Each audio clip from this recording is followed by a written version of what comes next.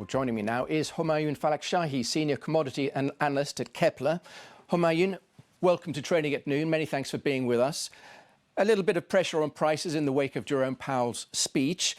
Do you believe the macro picture is dominated by macro headlines for oil, or indeed is the inventory story, the story of falling inventories, also playing into that story at the moment? Hi, thanks for having me. I think it's both, obviously, but for sure the macro, economic factors we think are having a larger role in shaping the oil price. It's been the case over the past 12 months or so, and we think it will continue to be the case in the next 6 to 9 months, most probably. As you know, there's a slowdown in economic growth across both Europe and the US, but obviously also in China, and this should keep sentiment weaker. And crude inventories, even though they've declined in August, they remain relatively elevated, apart from the US, where it's drawn from the SPRs. So yes, it's going to continue having an impact. WTI has been above $75 a barrel for about a month now. Brent above $80 a barrel. Where do you see prices going from here in Q3 and into Q4? Yeah, so we do not have a very much bullish view on prices, and it's really related to what you just asked on the previous question. It's really, we think, the macroeconomic environment, which is getting weaker and weaker, especially again in Europe and in China, that will weigh on prices. So over the next 12 months or so, we believe prices for Brent will remain between $73 and $85 per barrel on average.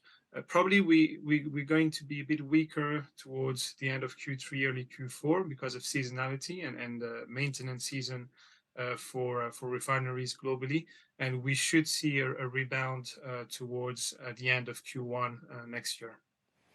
We mentioned talk there that Saudi Arabia may be pondering extension to its supply cuts into October. What's your take on that? What are you hearing? Yes, obviously this is one of the main catalysts for the market in the short run.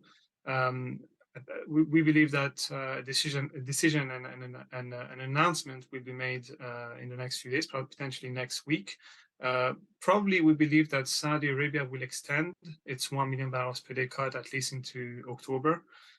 We could see an announcement from Russia, even though from Russia it would be special because Russia, we believe, will be increasing its exports of oil because its maintenance season will start in the first few days of September.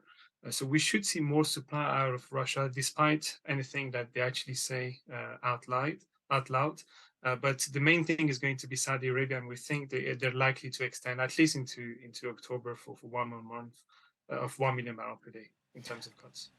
And how does Iran figure in this big picture? Obviously, it's very dependent on Chinese revenues at the moment. Is there a chance that it's going to extend its output in other directions, do you think? Yeah, so in terms of oil exports from Iran, we view them so far at 1.4 million barrels per day in August.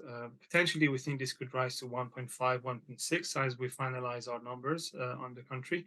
That leaves a room of about 700, 800,000 barrels per day of additional crude that could get into the market relatively quickly in a matter of 3-4 months, if they can. But that, if they can, bit is going to be related to whether there's an agreement between Tehran and Washington. Potentially, that needs probably a more comprehensive agreement than the one that was announced a couple of weeks ago. So we do not foresee a major increase in exports from Iran because otherwise we think the US would lose its levers that it currently has on Iran. So unless there's a comprehensive agreement, we don't see exports rising much more from here. Okay, Homayoun, it's been great to hear your thoughts today. Homayoun Falakshahi, Senior Commodity Analyst at Kpler, many thanks for being with us.